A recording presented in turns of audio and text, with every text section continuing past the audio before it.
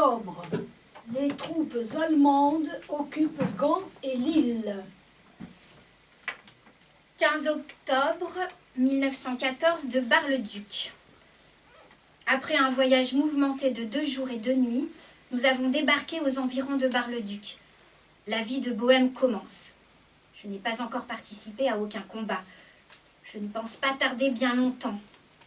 En entendant, nous partageons notre temps à faire la cuisine, faire un tour dans le village. Je vous assure qu'il n'est pas beau. Je suis bien obligée de m'attraper à la cuisine que nous nous préparons. On ne trouve rien à acheter. Du vin, n'en parlons pas. Il n'y en a presque pas. Le peu qu'il y a, on nous le vend 2,50 francs le litre. Nous avons formé notre escouade avec tous les types du Tarn. Nous nous entendons très bien. Jusqu'ici, nous couchons dedans. Il fait bien un peu froid la nuit, mais au moins nous sommes à l'abri de la pluie. Depuis que nous voilà arrivés, elle n'a guère cessé de tomber. Nous ne devons guère être éloignés du lieu de combat, car tout le jour, nous entendons le bruit du canon, et le soir, l'on s'endort de même. Il ne se passe pas de jour sans que nous assistions à quelque évolution. C'est bien beau tout cela, mais de loin, à l'abri des balles, j'apprends que nous allons changer de cantonnement pour aller où? Je n'en sais rien. J'ai le ferme espoir que je reviendrai. Tous n'y restent pas. Faut espérer que toutes ces misères finiront bientôt. 34e colonial de réserve, 6e compagnie, dépôt du 4e colonial Toulon. Merci de la photographie de René. J'aurais bien aimé que tu y sois aussi. Gros baiser. 18 octobre, début de la bataille d'Ypres. 24 octobre 1914, 2. C'est triste, la vie que je mène. C'est dur de passer la nuit dans les tranchées. Pourtant, quoique je sois bien fatiguée, je me porte bien. Si encore on pouvait prévoir le jour où tout cela finira. Depuis le jour où je suis partie de Toulon, je ne sais plus rien de la guerre. Je n'ai plus revu aucun journal. En un mot, nous vivons comme des sauvages. Espérons que tout cela finira bientôt pour la satisfaction de tout le monde. À Brassac, que faites-vous? Émile a-t-il passé le conseil de révision? Et Louis n'a-t-il pas été appelé? Il vaudrait mieux que non. Il y en aurait bien assez d'un de la famille. J'espère bien tout de même revenir. J'ai toujours confiance de rentrer près de vous tous et d'oublier toutes ces misères. Demain soir, dimanche, au lieu d'aller occuper les tranchées, il vaudrait mieux aller souper au Pujol. Ce serait bien plus gai. J'espère bien que tout cela reviendra. À l'instant, j'ai de nouveau été changée de compagnie. Je suis maintenant à la 8e, la compagnie importe peu. Ce qui m'embête le plus, c'est que j'ai été séparée de tous mes camarades. Je n'y connais personne. Que veux-tu? On ne gouverne pas. Avant de partir de Toulon, j'ai remis ma valise aux dames de France pour qu'elles te la fassent parvenir. De cette façon, je suis sûre qu'elle ne se perdra pas. Et tu pourras à temps et loisir nettoyer ses effets. Ils en ont rudement besoin. 3e colonial, 8e compagnie, dépôt du 4e Toulon. 31 octobre 1914, 2. Il ne faut pas t'étonner si tu ne reçois pas de mes nouvelles pendant une semaine entière. Lorsque nous sommes sur le champ de bataille, il nous est totalement impossible d'écrire. Il n'y a que les jours de repos que je puis le faire, et encore. Tu as bien raison de dire que nous étions heureux. Nous n'en connaissions pas le prix. Mais moi qui suis tout seul. Enfin, n'en parlons plus. Je ne dois pas et ne veux pas me laisser aller au découragement. Je m'étonne qu'avec toutes les fatigues et les nuits passées dehors, je sois encore debout. Jusqu'ici, je me porte assez bien. Tu peux même y ajouter quelques provisions, car ici, l'on ne trouve rien à acheter. Pour te donner une idée, figure-toi que je n'ai pas encore trouvé le moyen de dépenser un sou, et pourtant, ce n'est pas que nous manquions de rien.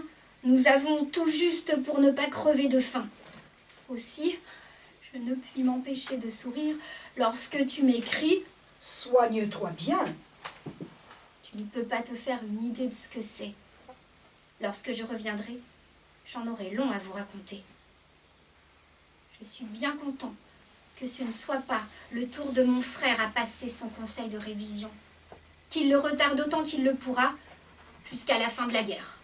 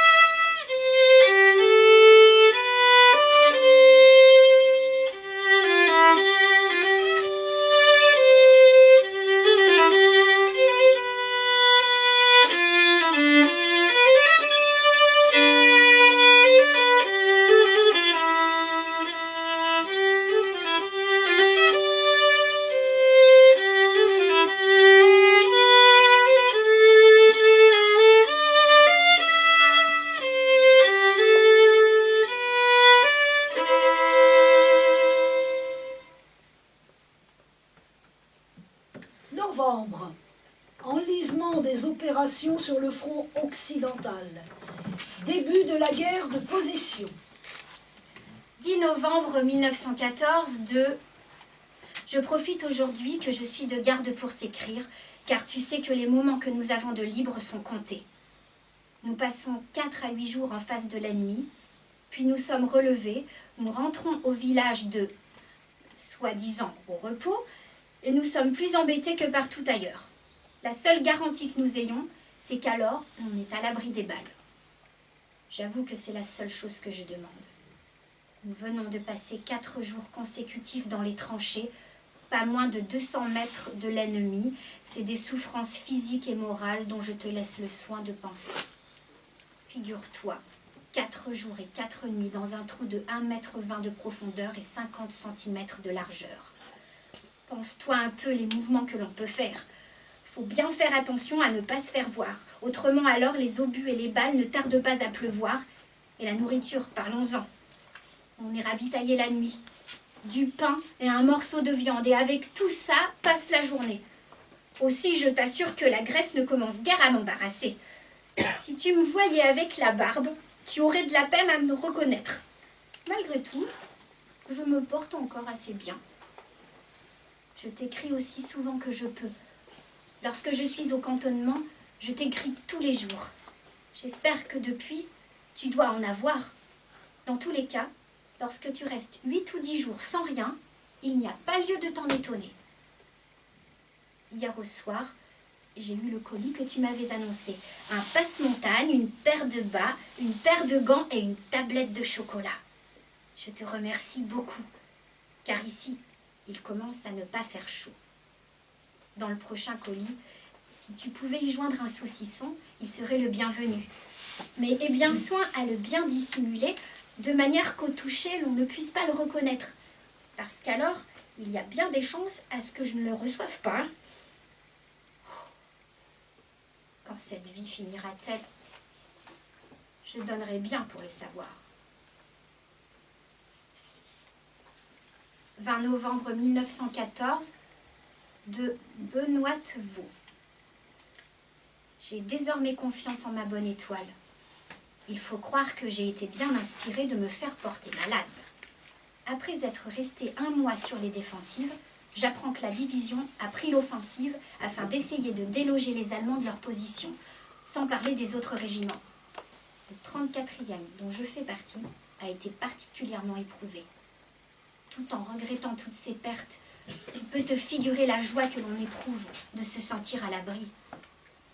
Quant à ma maladie, qu'il te suffise à savoir que je suis occupée tous les jours à casser des cailloux sur la route. En un mot, je fais le cantonnier. Tu parles, si cela pouvait durer jusqu'à la fin de la guerre. Ici, il gèle. À peine si dans la journée, au soleil, il dégèle quelque peu. Si le temps continue, je ne sais ce que l'on va devenir. Pourtant, nous, sur une époque où il ne faut guère espérer autre chose, ce qui m'embête le plus, c'est que tout le temps que je resterai à l'hôpital, j'aurai difficilement tes lettres. Mais que veux-tu? On ne peut pas tout avoir. Je les aurai plus tard. 24 décembre 1914 de Benoît Tevaux. Le 6 décembre, le gouvernement français est de retour à Paris. N'oublions pas. Bien chère Emma, malgré que j'ai envoyé plusieurs fois à ma compagnie pour avoir mes lettres, je n'ai pu en avoir aucune. Je ne comprenais rien à ce contretemps, lorsque je viens d'en avoir l'explication par un camarade qui vient d'arriver à l'ambulance. Lors de la dernière attaque, toute ma compagnie y est restée. Il n'est seulement revenu que quelques hommes. Comme j'ai été évacuée sur l'ambulance le jour du départ de ma compagnie pour les tranchées et qu'ils n'en sont plus revenus, j'ai été portée disparue et voilà pourquoi toutes mes lettres sont revenues au dépôt. Pour une fois encore, je l'ai échappé belle. Du bataillon dont je faisais partie, il n'est resté qu'une 60aine d'hommes. De tous les camarades que j'avais, j'ignore leur sort. Sont-ils morts, blessés ou prisonniers? Je l'ignore. Je pense encore rester à l'ambulance une quinzaine de jours. J'ai eu comme un rhumatisme, mal aux reins, aux jambes. Tranquillise-toi, je vais beaucoup mieux. Avec le temps qu'il fait, il fait bien être à l'abri. T'exprimer mes meilleurs vœux. Je crois que le meilleur serait de voir bientôt finir cette guerre et que nous soyons bientôt réunis tous ensemble, comme par le passé. Sois mon interprète auprès de tous les parents et amis pour leur exprimer tous mes meilleurs vœux de bonheur. Le petit René pense-t-il toujours à son papa? Est-il toujours bien sage? Louis et Émilie sont-ils toujours à Brassac? N'ont-ils pas été appelés? Nouvelle adresse, ambulance numéro 3, secteur postal 112, Benoît-Vaux, Meuse. 1915.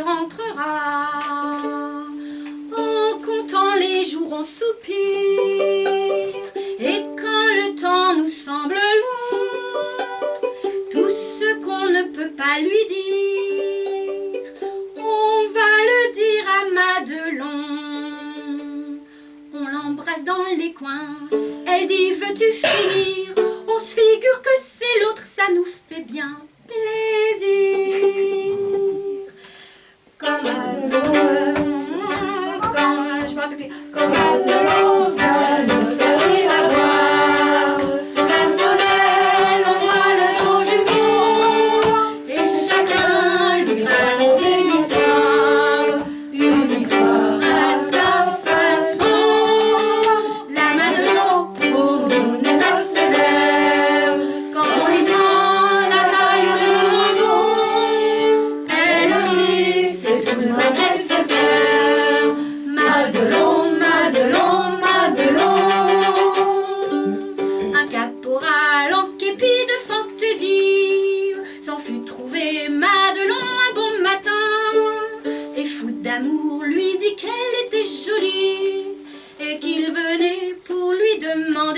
main. La Madelon, Babette en somme, lui répondit en souriant: mais pourquoi prendre un geste lent quand j'aime tout un régiment? Tes amis vont venir, tu n'auras pas ma main, j'en ai bien trop besoin pour leur verser du vin. Quand Madelon vient nous servir à boire, c'est Madelon, on frôle son jupon, et chacun lui raconte une histoire.